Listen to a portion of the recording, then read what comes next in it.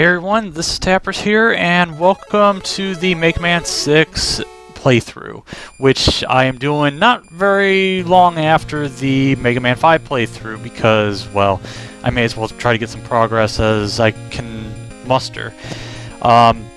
So, Mega Man 6, I honestly believe is better, well, like a lot are better than Mega Man 5 because, hey, we're in a robotics tournament. So this is none other than BattleBots, Robot Wars, and everything all under the producer of... Don't look too hard into this. I mean, it's... Okay. So, let's just get this out of the way now. This game, I don't believe, is trying to take itself too seriously. So, what you see is pretty much what you're going to get. And this is Mega Man 6. Released in America 1994 in March. So this game kind of had a year and 4 months in between since the last release. And by then, I think Mega Man X already came out for the Super Nintendo. I'd have to almost look at the date on that one because I sort of don't remember. And the most interesting thing about these Robot Masters, they all hail from a different country. So you have the States, Canada, Japan, Europe, South America, and the like. But we're going to go random, and we're going to eventually pick something.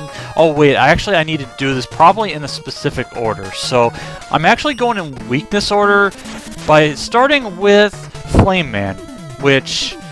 he's Master of Flame. We get statistics on strengths and weaknesses, except we really don't. So don't worry at all about it because it's kind of just there. And so one thing that should be noted is that you cannot slide out of a jump. So this was one of the biggest complaints I had a long time ago, but I kind of just got to the point where it's like, it's what... You know what would be really helpful? Holding right and actually grabbing the ladder instead. Just being like, yeah, you're good. There's a good chance you won't actually see that and you'll just see probably an edit. But I'll continue that thought in a minute as soon as I actually get through this little bit again.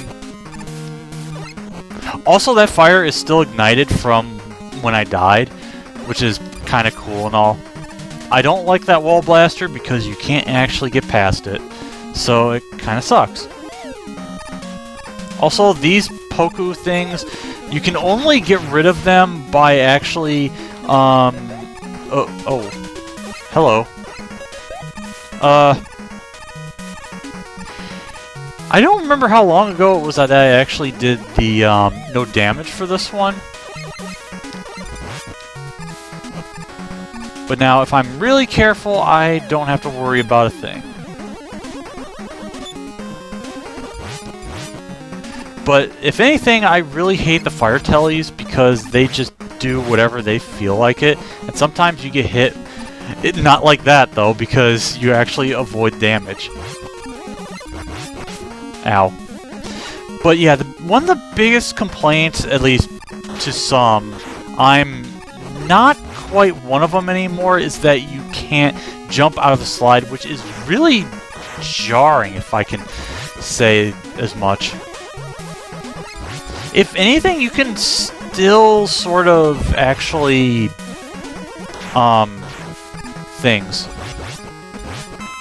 Okay, can I get this E-Tank without actually getting hit? No, I can't. Now, these Fire Boys are probably one of my least favorite enemies because they just are complete jerks in what they want to do. Ooh, okay. But yeah, the stages are relatively average in length, as you would expect. I guess the other thing that should be noted about the slide is that you can't... I don't know if you can really chain it unless you mash, but it's sort of whatever. Now, as far as the Robot Master fights, these are actually a lot better than you would think. Flame Man is probably one of the trickiest ones to go after, but he's a decent fight. And as far as his AI, It always kind of is the same with every single Robot Master, is that it won't use the same attack more than twice in a row. As far as how to deal with his attacks, the fireballs are really easy. As for the flame burst, which he just spouts from the ground, I think that's what they call it, unless it's a different attack. The way you want to deal with that is you need to stand kind of like 2 stripe pillars away, and then you'll be able to actually avoid getting fire up a certain area. I probably said too much just by saying that, but that's okay. A nice little animation as we get to see his color scheme. We get the Flame Blast and the Rush Power Adapter. So, you may or may not have noticed, but we don't actually get Rush in this game, unless I'm just completely high and I just didn't notice. Hold on. Oh yeah, Blizzard Man. I was gonna say, wait, what was Plant Man weak to? Yeah, I remember. He's weak to the Master of Snow, and he's very mobile, I guess. So, yeah, we do not have, what's it called, Rush in this game. We instead have Rush Power, which, it creates a powerful, kind of adapter in a way, which, assuming that I don't slide into things, you get a power shot and other things.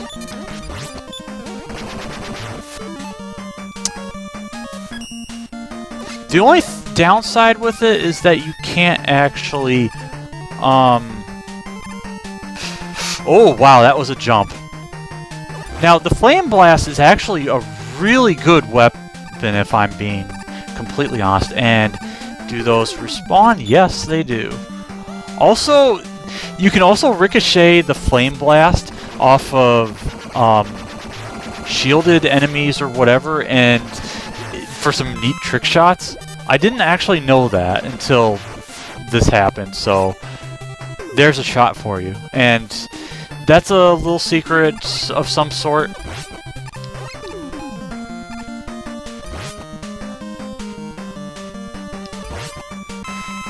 This is probably one of the more powerful weapons in the game, because you not only get a ton of shots, but oh, double hit, nice. Yeah, you can't destroy those, but you can destroy it with the power, and unfortunately, they make you sort of sit through that in a way.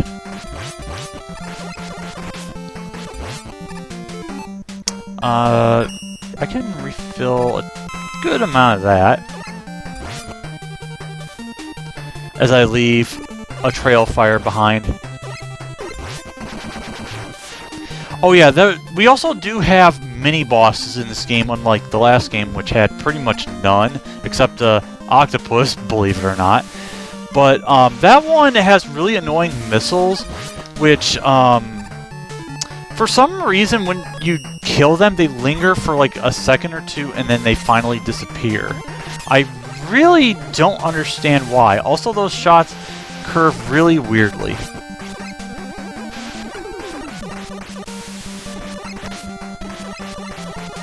Yeah, okay, so you can't actually hit the Cannon Joe from that distance, but you can actually...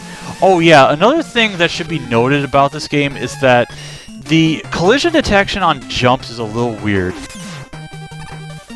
Okay, wait. Grab Mega Man again. I guess one downside to this game is that having to switch in and out of utilities is kind of annoying.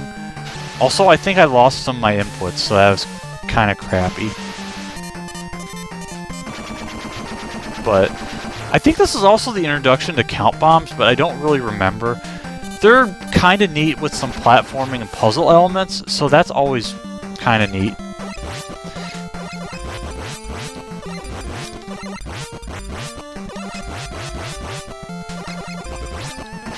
Yeah, I mean, take a look at how long that missile was still on screen when Squidon died, or I don't even know what to call him, so I have to make up names.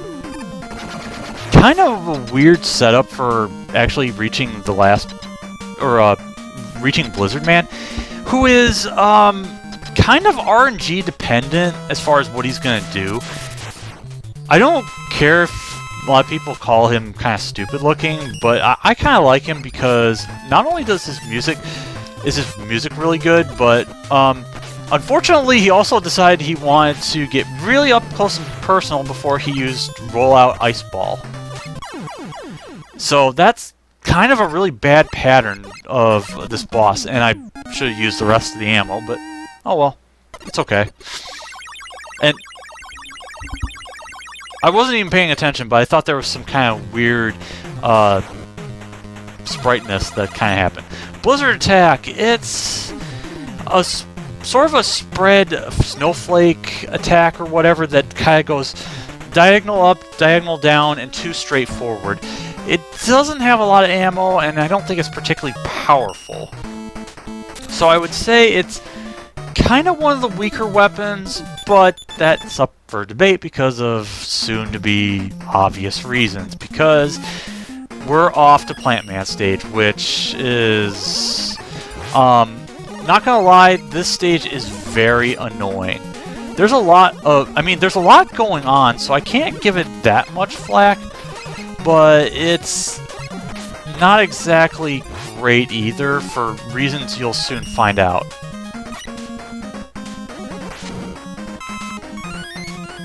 Need to get any one-ups that I can, because... oh yeah, we also get an introduction to Power Slam, I think it is, who is really annoying because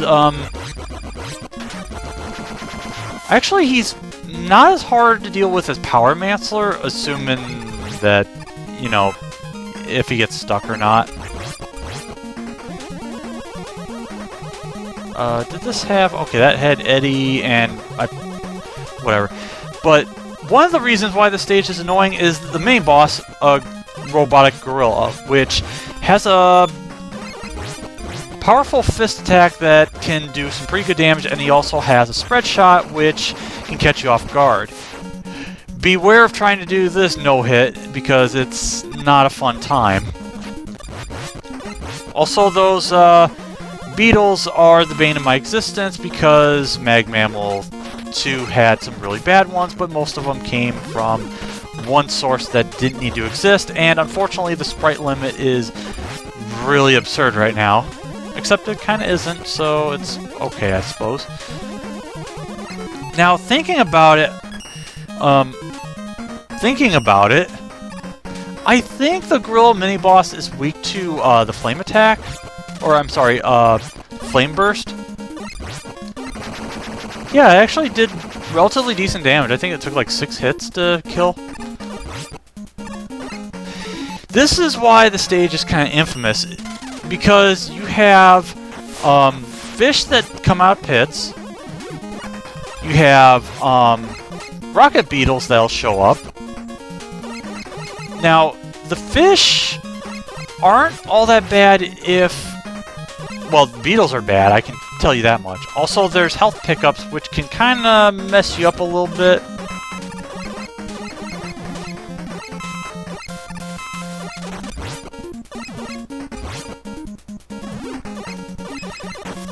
However, the most annoying part of the stage is coming up right here. You get cannons on springs for whatever reason.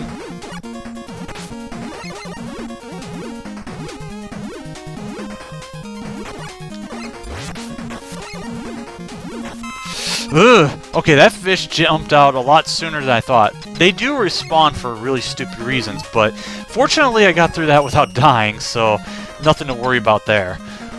As far as bosses to worry about, I don't think Platman is one of them, even though his AI kind of got sorta bizarre in Mag Mammal 2.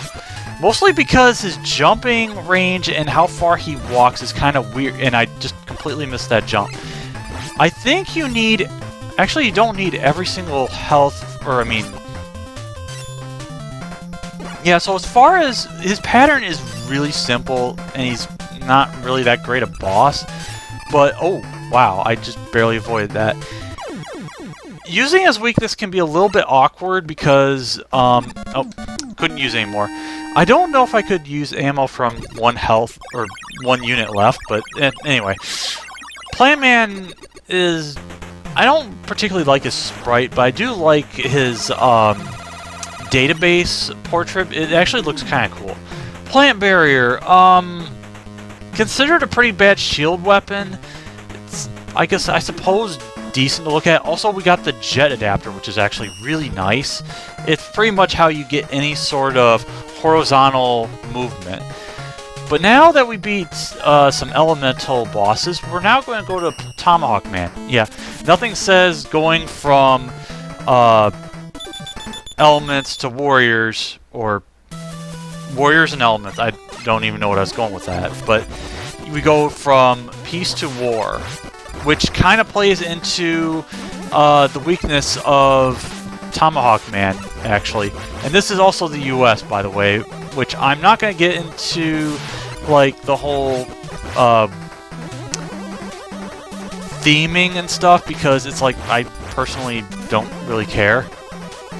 I will show off, what's it called, soon. I just need to defeat the Metal Futon dispenser thing. Is this where I can show off? Oh, actually there's something I can show. The power adapter is, I think, pretty good in this segment because, wait for it, you can punch these drill enemies back. And by the way, these are the ones that explode for reasons I couldn't even tell you.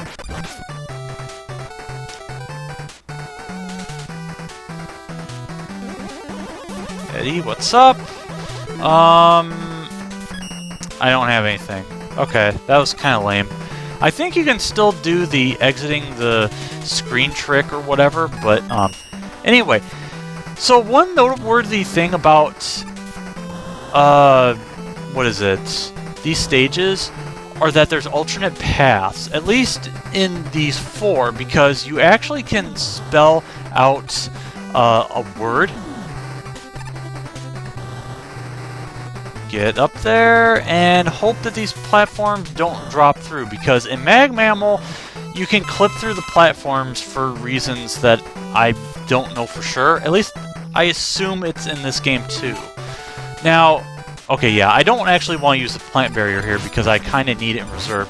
Also, those Moto Bug enemies or whatever, they kind of did a thing. Okay, how much damage does all this do? That actually can do some pretty decent damage if it actually works right. And Flame Burst actually destroys the dispenser really fast, but that's neither here nor there. Alright, so there's a split path here, and you might think, okay, there's a block here, so is there anything of use? Well, if we get close enough, which is not there. Yeah, they ask for you to get way too close to a pit in order to actually get something. And our efforts, we meet Proto Man, and we get the energy balancer, which I think it's the energy balancer, which allows you to save on weapons that you're really low on. That's really cool, actually, and I think it starts to become a staple in this series. And I'm gonna be really careful because, oh yeah, this Mega Man 7 comebacker is kind of getting in my way. Also, it should be noted that you can't actually, what is it? You can't charge while you're in the jet form, which is, I suppose, kind of a decent trade-off. Because, I mean, having just the buster shots is okay.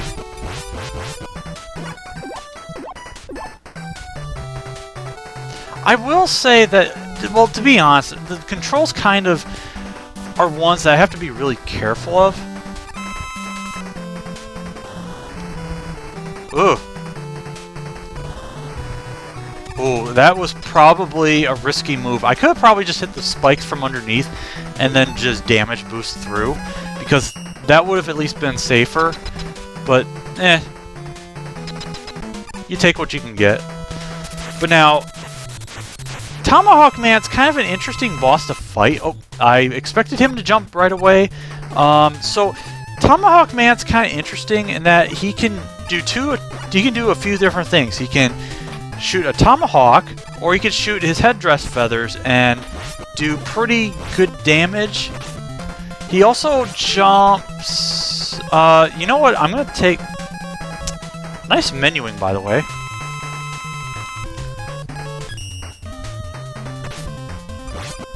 Okay, somehow I lost some of my energy as far as this attack, so I don't know what's going on there. But he's also a very tricky boss in that he can easily corner you. There is a strategy where you can get in a certain distance, and then you'll be able to finish him off without him jumping forward. He usually only does it if you're at a certain distance that can, you know. Defeating him, we get the beat parts. Yes, we can actually get beat in this game. And the Silver Tomahawk, which is a really nice weapon. It has kind of like a sort of a U-like arc in a way, or sort of like a V arc, which is really good for overhead enemies, and you can still hit some enemies close by.